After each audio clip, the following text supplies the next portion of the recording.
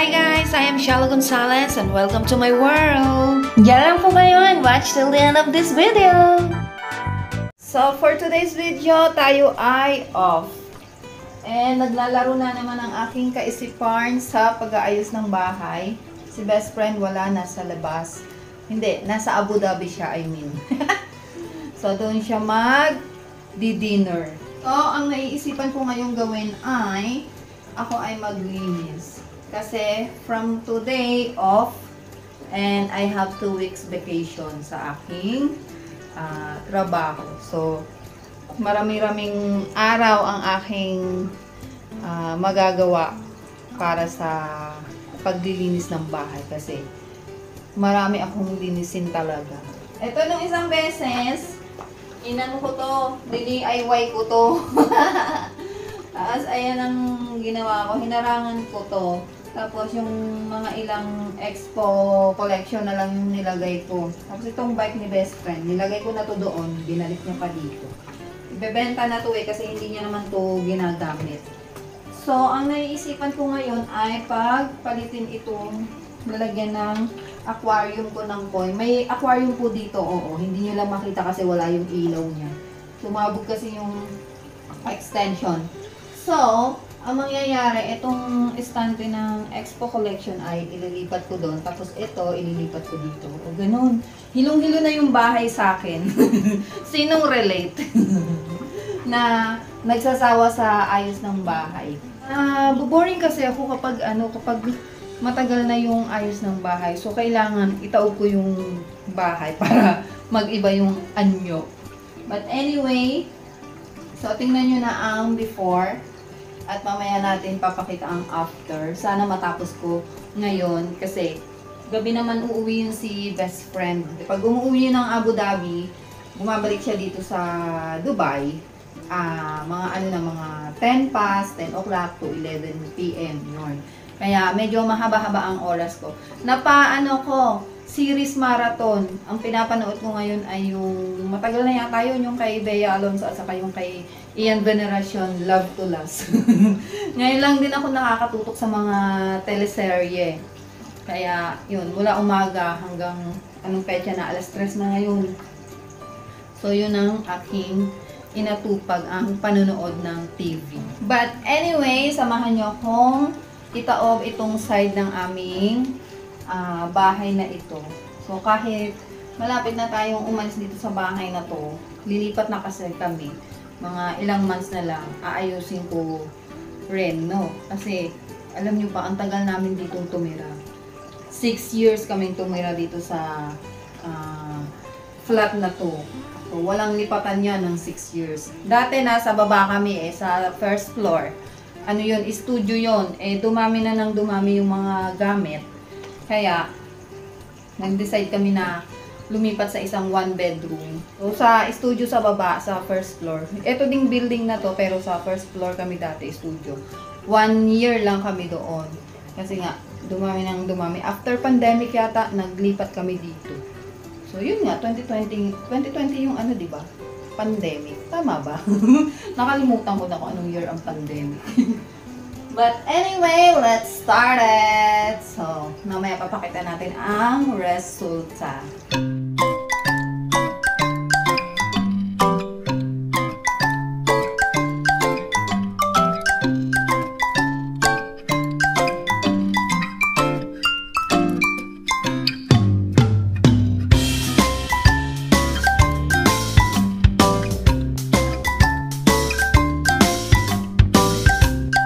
Guys, sad to say, pati ito ay aking babaklasin. Itong aking mga pink kineme na gamit sa kitchen.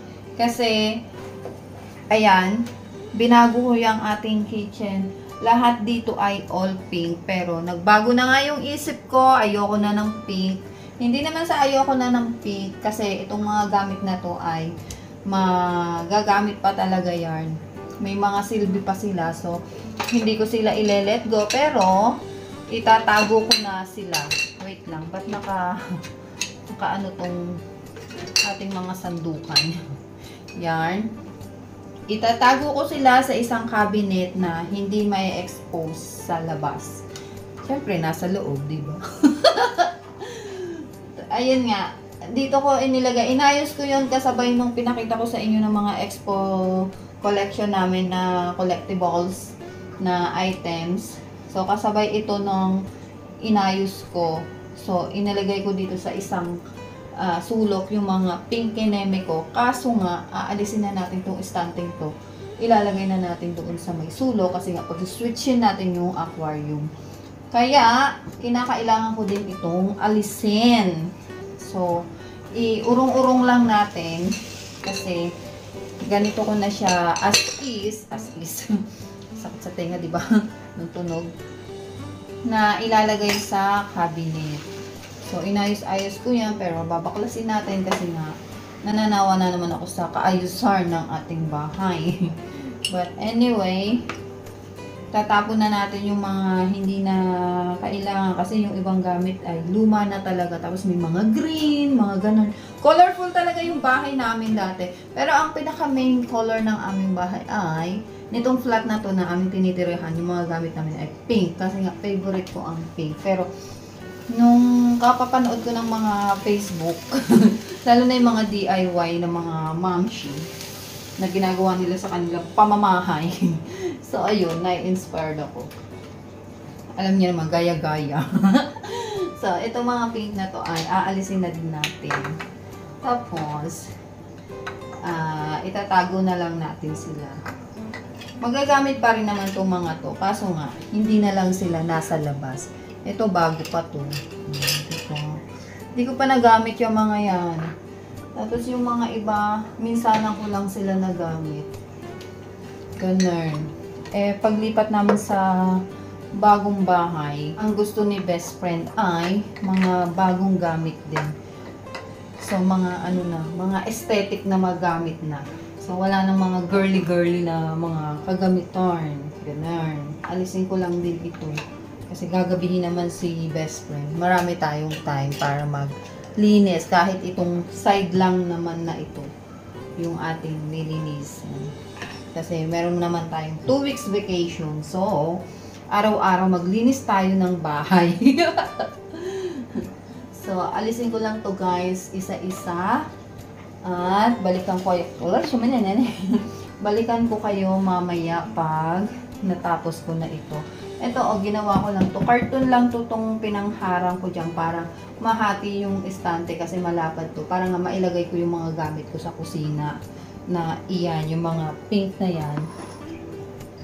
Tapos, nilagay ko naman sa kabila yung likuran nito, yung mga expo collectibles namin. So, ito yung mga aming mga paminta, ginger powder, asin, paminta, mga ganun, yung mga spices, meron yung mga yan. Kaya sabi ko sa inyo, gamit na gamit din naman yung mga pink na bagay na yon sa aming kusina. Kaso nga, kailangan na natin ikot ng bahay kasi ako ay naboboring na sa ayos ng ating bahay. So, pagpatuloy ko lang itong aking ginagawa, balikan ko kayo pagka naalis ko na silang lahat. Kaya, dyan na muna kayo. Hi guys! So, nandito tayo ngayon. Actually, ilang araw na tong nakalipas itong video na to. Hindi. Ilang araw na nakalipas yung paglilinis ko dito ng itong side nitong bahay. Pero ngayon ko lang ma-i-film yung after. Kasi pagkatapos ko maglinis ay sobrang pagod na ako nun. Tapos ang dami pang ginawa ng mga nakaraang araw. Kaya ngayon ko lang siya ma-i-film. Kasi pangit naman na naglinis tayo. Meron tayong before tapos wala tayong after. But, yarn, yung ating aquarium ay hindi pa malinis. Hindi ko pa siya nililinis kasi yung filter nito ay sira. So, pag nilinis ko yan, kailangan umaandar yung filter. Kaya, dumungi siya ng ganyan kasi nga, yung filter niya ay hindi gumagana. So, binabrush ko yan guys. Huwag kayong dyan. Binabrush ko yung aquarium na yan para luminaw ang tubig. Maganda yan kapag malinaw na malinaw ang tubig. Kaso nga, sa kasamaang palad ay ang ating filter ay hindi gumagana. May filter yan dito. Ayan guys. Ito yan siya.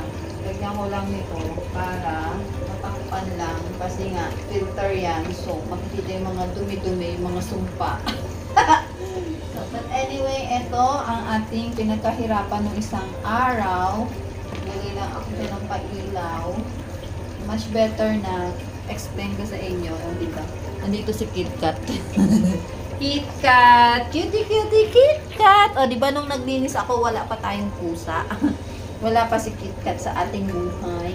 But ngayon, nandito na siya. Yung makulit na KitKat. Hello, guys! Kamukha ko yan eh. Ganda yan eh. Makulit yan eh.